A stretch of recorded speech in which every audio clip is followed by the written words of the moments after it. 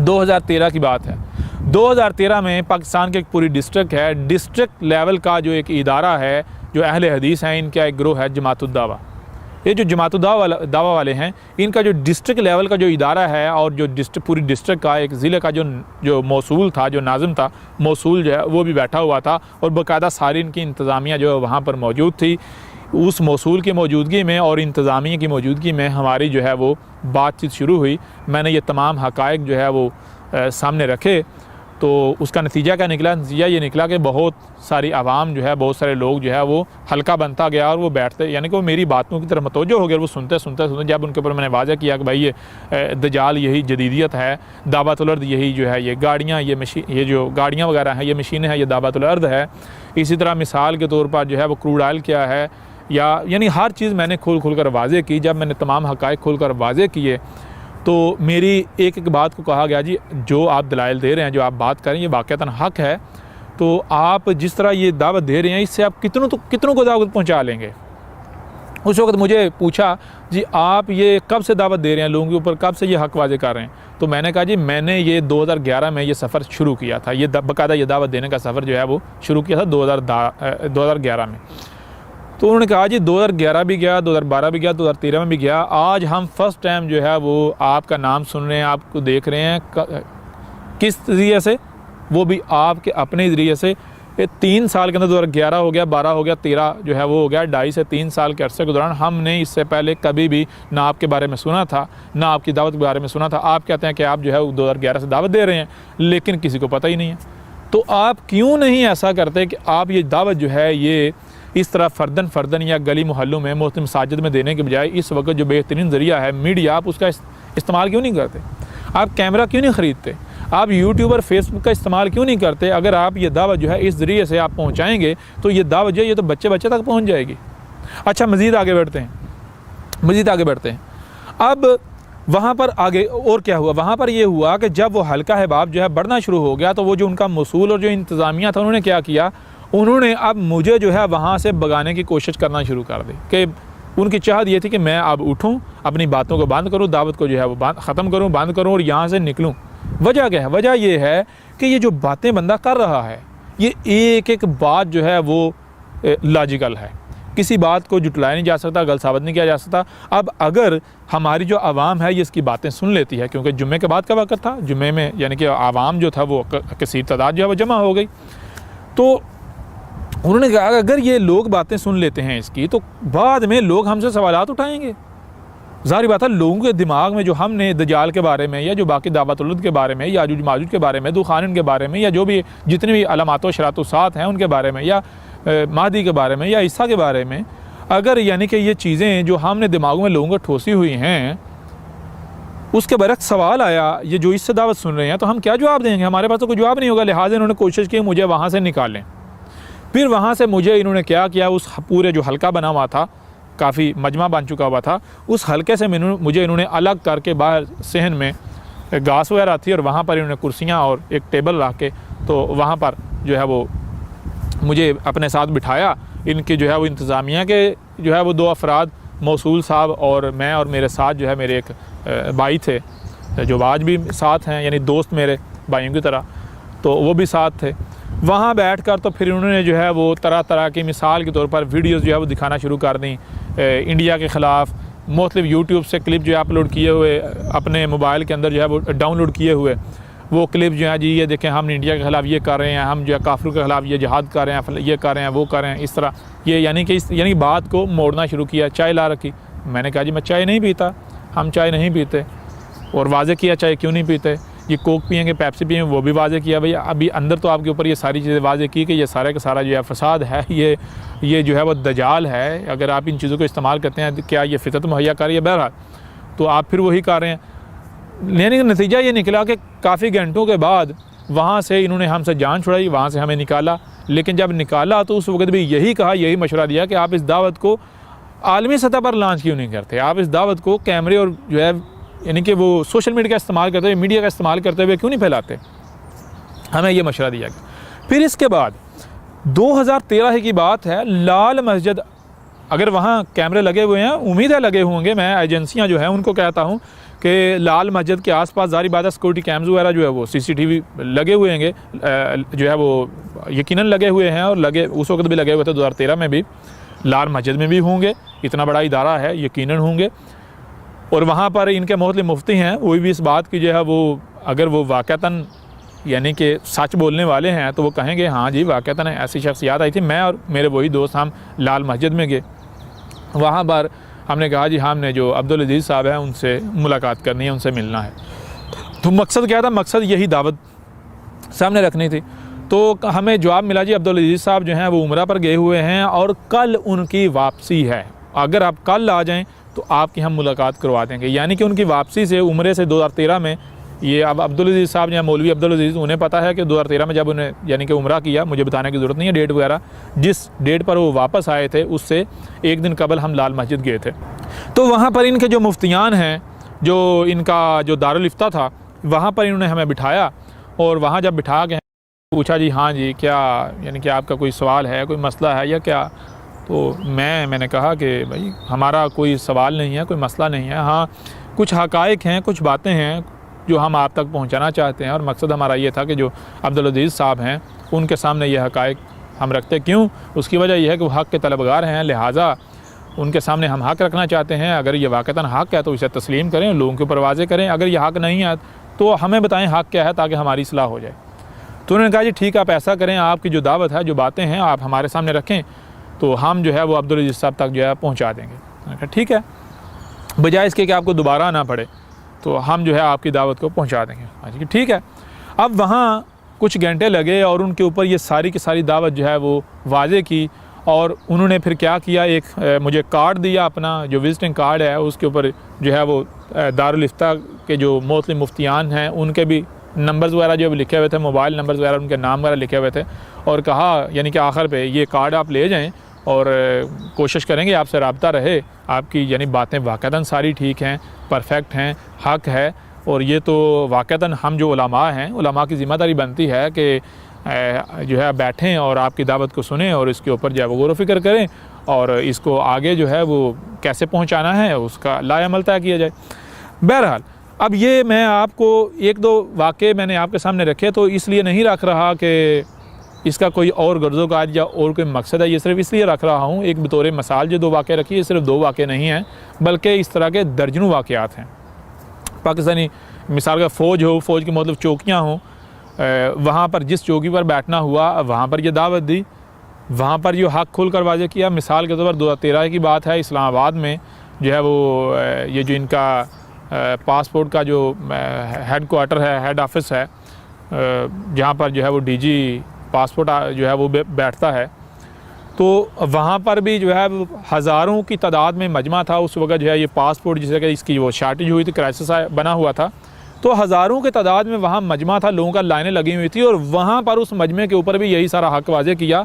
और वहाँ पर एक बड़ी तादाद में जो आवाम थी उन्होंने ना सिर्फ सराहा बल्कि कहा, मुझे कहा जी हज़रत साहब आप इस दावत को मीडिया पर क्यों नहीं लेकर आते, आप इस दावत को सोशल मीडिया का इस्तेमाल करते हुए लोगों तक क्यों नहीं पहुँचाते। ये बातें तो आज तक हमें उलमा ने बताई नहीं हैं। बहरहाल ये आपके सामने वाक़यात क्यों रख रहा हूँ, ये वाक़यात आपके सामने इसलिए रख रहा हूँ कि अहमद ईसा ने ऐसा नहीं किया कि छू मंतर करके अहमद ईसा जो है वो मीडिया पर आ गया और ये दावत जो है वो देना शुरू कर दी। नहीं, बिल्कुल नहीं, बल्कि अहमद ईसा ने 2011 से लेकर 2015 तक ग्रास रूट लेवल पर यह दावत दी। और फिर मिसाल के तौर पर ये जो तंजीम इस्लामी वाले कहलवाते हैं, इन तक दावत जो 2013 में इन तक मुकम्मल दावत पहुँचाई इन्हीं के एक मुल्क के अमीर के ज़रिए। अगर इनके इस वक्त जो अमीर हैं उस मुल्क के वो सुन रहे हैं तो वो अगर वाक़तन सच्चे हैं तो वो यानी सच बोलना चाहें तो वो इसकी तायद या तरदीद कर सकते हैं, तस्दीक या तरदीद कर सकते हैं।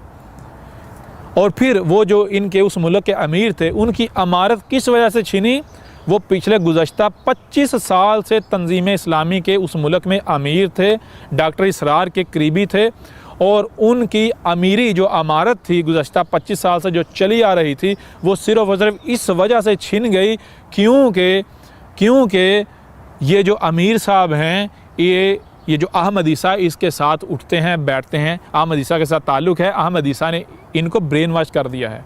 और वो जो अमीर साहब हैं उस वक़्त जब उनकी अमीरी छिनी तो वो फ़ख्र करते थे कि मुझे फ़ख्र है कि, और मुझे कहते थे कि मेरा नाम लेकर कहते थे कि ये आपका मेरे ऊपर एहसान है कि आपने मेरी आंखें खोल दी जो गुज़श्ता 25 साल से बंद थीं, कि मैं ये समझ रहा था कि ये जो तंजीम इस्लामी है ये वाक़तन जो है इसका मकसद जो है वही नबी पाक का दीन है, मोहम्मद असम का दीन का कायम करना है। मैं तो इस जो है वो धोखे का शिकार था। हकीकत तो आज आपकी वजह से वाज़े हुई कि नहीं, ये भी एक जो है वो कल्ट है। फिर बहरहाल हुआ क्या है, उन्होंने भी, वो जो अमीर साहब हैं उन्होंने भी क्या किया, उन्होंने भी मुझे बार बार फोर्स किया, मुझे बार बार यही कहा, मुझे बार बार मेरा नाम लेकर ये कहा कि आप इस दावत को ऐसा करें कि बड़ी सतह पर फैलाएं। उन्होंने मुझसे खतूत लिखवाते थे इसी दावत के, और अपनी जो तंजीम है उसकी जो ऊपर जो लीडरशिप है उसको भिजवाते थे। जो हाफिज़ आकिफ सईद है उसे वो मेरे लिखे हुए, मेरे लिखवाए हुए खतूत जो है भिजवाते थे इसी दावत के। बाकी जो इनकी लीडरशिप है उन्हें खतूत भिजवाते थे, और नतीजा क्या निकलता था, नतीजा ये निकलता था कि उधर से फतवे आ जाते थे। अमीर साहब, मैं नाम नहीं लूँगा क्योंकि बाद में नाम लेना पड़ा तो नाम भी लेंगे, अमीर साहब जो हैं उनके ऊपर फतवे आ गए कि आप जिस बंदे के साथ उठ बैठ रहे हो, जिस बंदे के साथ आपका ताल्लुक़ है, ये आपको गुमराह कर रहा है, ये आपको मकसद से हटा रहा है, लिहाजा आप ऐसा करें, इस शख्स को छोड़ दें, इससे ताल्लुक़ तोड़ लें, वरना आपको हम तंजीम से निकाल देंगे, आपको अमारत से फ़ारग कर देंगे। जो आप अमीर हैं ना उस पूरे मुल्क के तंजीम इस्लामी के, आपको अमारत से फ़ारग कर देंगे। उन्होंने फिर मुझे बताया जी ये चीज़ें आ रही हैं अमीर साहब की तरफ से। किस तरफ से? हाफिज़ आकिफ सईद की तरफ से ये बातें आ रही हैं। तो मुझे बताएं मैं क्या करूं। मैंने कहा ये फ़ैसला तो आपने करना है। अगर तो आपको लगता है कि मैं हक़ कह रहा हूं, मेरी बातें हक़ हैं, तो फिर ये आपको तय करना है कि आपने हक़ का इंतखाब करना है या फिर बातिल का। तो ख़ुद उन्होंने कहा कि आपकी वजह से तो मेरे ऊपर तंजीम इस्लामी का दजल चाक हो गया। तो फिर उस मुल्क की जो तंजीम इस्लामी की जितनी क़यादत है या जितनी आवाम है वो अक्सरियत जो है उनके ख़िलाफ़ होगी, उनसे दूरी जो है वह इख्तियार करना शुरू कर दी। बहरहाल उसके बाद क्या हुआ, यानी उन्होंने भी, वो जो अमीर साहब थे तंजीम इस्लामी, उन्होंने भी मेरे ऊपर बार बार यही चीज़ डाली, यही दबाव डाला। उन्होंने बार बार यही कहा कि आप ऐसा करो, इस दावत को पब्लिक में लेकर आओ। और पब्लिक में लेकर आने का सबसे बेहतरीन ज़रिया ये है कि आप मीडिया का, सोशल मीडिया का इस्तेमाल करो। बहरहाल अच्छा होता क्या है, 2011 से लेकर 2015 तक अहमद ईसा ग्रास रूट लेवल पर यह दावत देता है। 2011 से लेकर 2015 तक अहमद ईसा ग्रास रूट लेवल पर दावत देता है। और 2013 में क्या होता है, 2013 में पाकिस्तान में, यानी कि जब अहमद ईसा दावत दे रहा होता है तो पाकिस्तान की जो एजेंसियां हैं वो अहमद ईसा के पीछे लग जाती हैं। एक दिन का फ़र्क पड़ता है, अहमद ईसा की इस दावत की वजह से अहमद ईसा को किडनैप करने की कोशिश की जाती है और अहमद ईसा ऐन वक़्त से पहले वहाँ से बच निकलता है। यानी कि जिस दिन अहमद ईसा को पकड़ने के लिए छापा मारा गया उससे चंद घंटे पहले अहमद ईसा वहाँ से निकल गया। तो अब ज़ाहिर बात है, अब अहमद ईसा वहाँ कैसे रह सकता है। अहमद ईसा के ऊपर जब ज़मीन तंग हो गई, अब दो ही सूरतें हैं, या तो अहमद ईसा उनके हत्थे चढ़ जाए और ये आवाज़ बंद हो जाए, या फिर दूसरी सूरत यह है कि अहमद ईसा जो है वो डटे और इस आवाज़ को दुनिया तक पहुँचाए, इस पैगाम को दुनिया तक पहुँचाए। लेकिन अब अहमद ईसा क्या करेगा? अहमद ईसा तो वही करेगा जो हक़ है। अहमद ईसा ने कहा कि तुम लोगों ने मेरे साथ दुश्मनी करनी है, तुम दुश्मनी करो। अहमद ईसा वो करेगा जो हक़ है। लिहाजा अहमद ईसा फिर डटा।